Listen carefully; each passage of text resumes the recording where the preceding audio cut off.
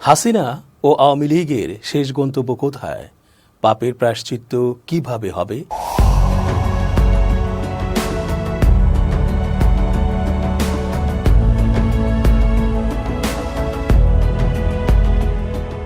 আসসালামু আলাইকুম প্রিয় দর্শক, আশা করছি ভালো আছেন।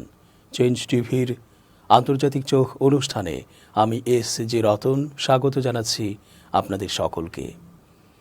পাপ করলে তার শাস্তি পেতেই হয়, এটাই মহান আল্লাহ পাকের পক্ষ থেকে রায়। আর আল্লাহ পাক হচ্ছেন সূক্ষ্ম বিচারক। ফলে অপরাধের ক্ষেত্রে যেভাবেই যা কিছুই করি না কেন, তার তো প্রায়শ্চিত্ত থাকবেই। হাসিনা এবং তার সাঙ্গপাঙ্গরা যে মাত্রায় অপরাধ করেছে, তার জন্য নিঃসন্দেহে কঠিন শাস্তির সংবাদ থাকছে। আপাতত ফ্যাসিবাদের চেলাচামুন্ডাদের যদি কোনো অপরাধ করতে আর সুযোগ না দেওয়া হয়, তবে নিঃসন্দেহে হাসিনা ও আওয়ামী লীগের জন্য চিরন্তন দুঃসংবাদ এটা। ওদের পালিয়ে যাওয়া বা পালাতে চেষ্টা করা মন্ত্রী, ব্যবসায়ী ও আমলাদের মতো দাড়ি মোছ কামিয়ে কখনো আবার রেখে দিয়ে চেহারায় পরিবর্তন এনে ধিকৃত হবার মতো পরিস্থিতি হবে।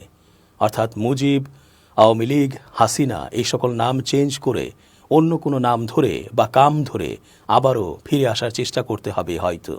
যদিও ইতোমধ্যে নানা বেশ ধরে ফিরে আসার চেষ্টা করে ব্যর্থ হয়েছে তারা। খতিব লীগ, আনসার লীগ হয়ে, গার্মেন্টস লীগ হয়ে বারবার চেষ্টা করেছে তারা।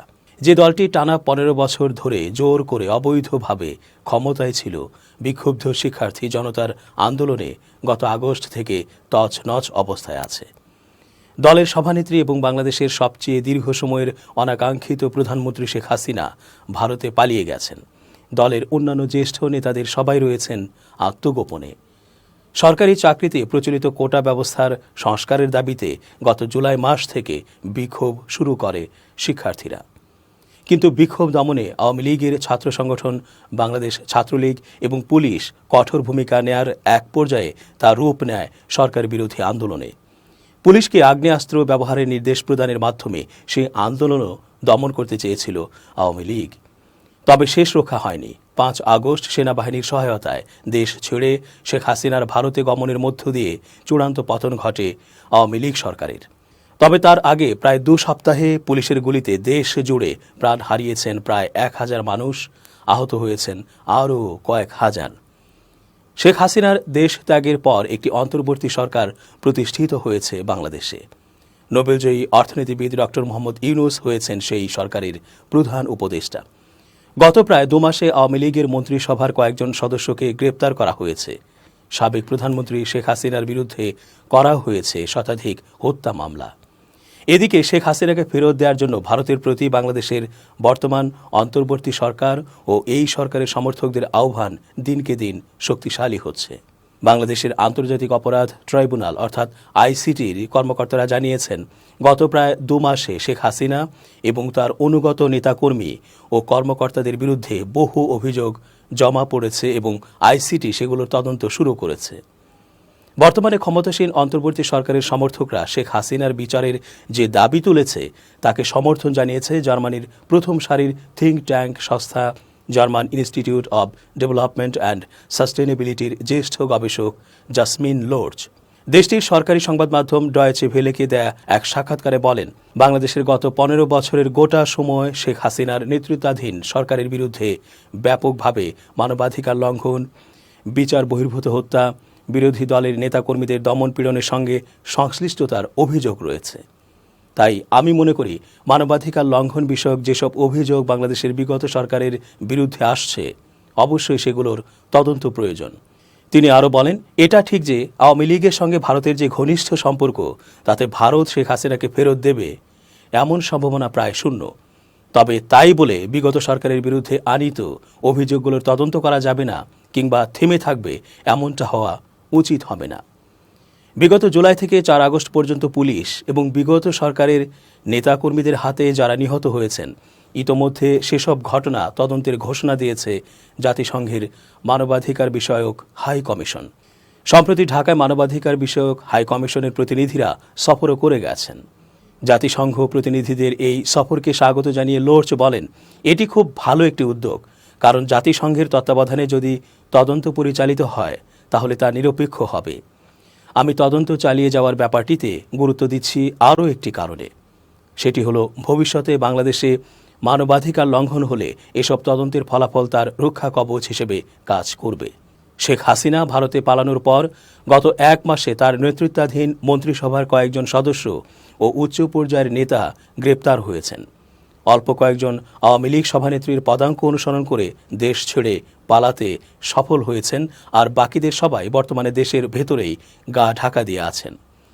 সাক্ষাৎকার নেয়ার জন্য ডয়েচে ভেলে বাংলাদেশে আত্মগোপনে থাকা আওয়ামী লীগের বেশ কয়েকজন জ্যেষ্ঠ নেতার সঙ্গে যোগাযোগ করেছে, কিন্তু তাদের কেউই সাক্ষাৎকার দিতে চাননি।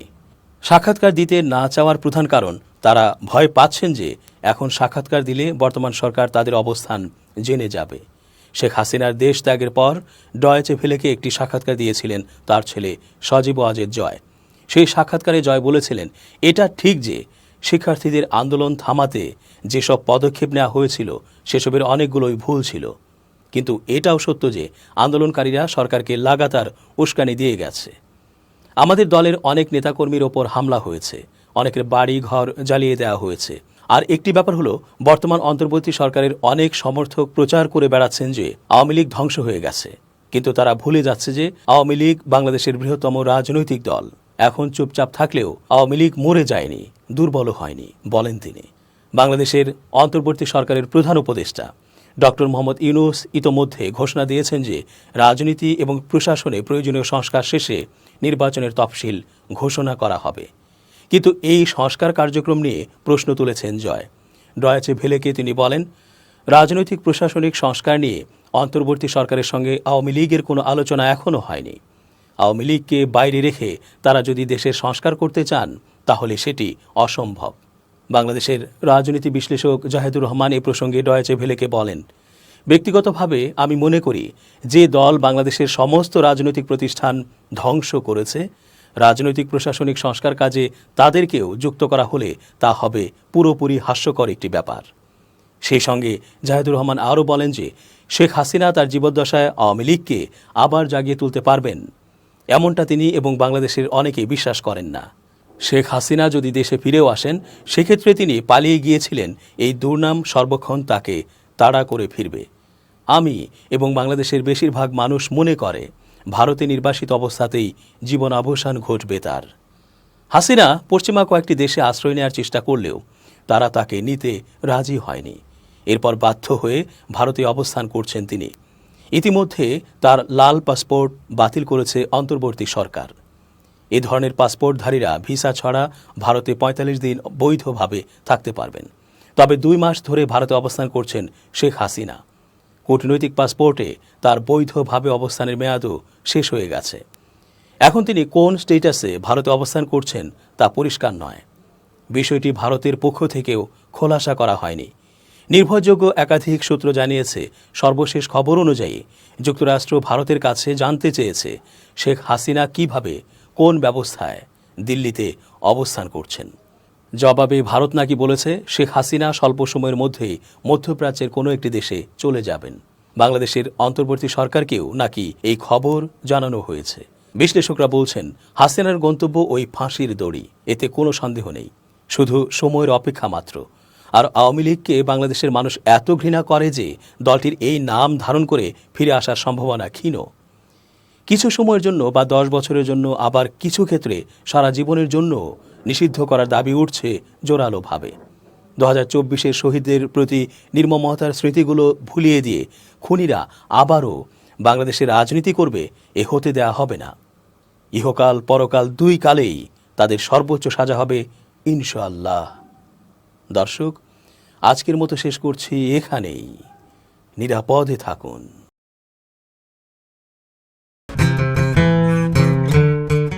চেঞ্জ টিভির সকল শ্রোতা এবং দর্শক, আশা করি আপনারা সবাই অনেক ভালো আছেন।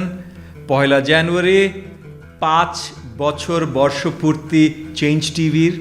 গত ৫ বছর সঠিক খবর, সঠিক ইনফরমেশন এবং আমাদের দেশে কি হচ্ছে, কিভাবে হচ্ছে, সব কিছুর জিনিসগুলো সুন্দরভাবে যেমনভাবে তুলে ধরেছে চেঞ্জ টিভি আপনাদের সবার সামনে।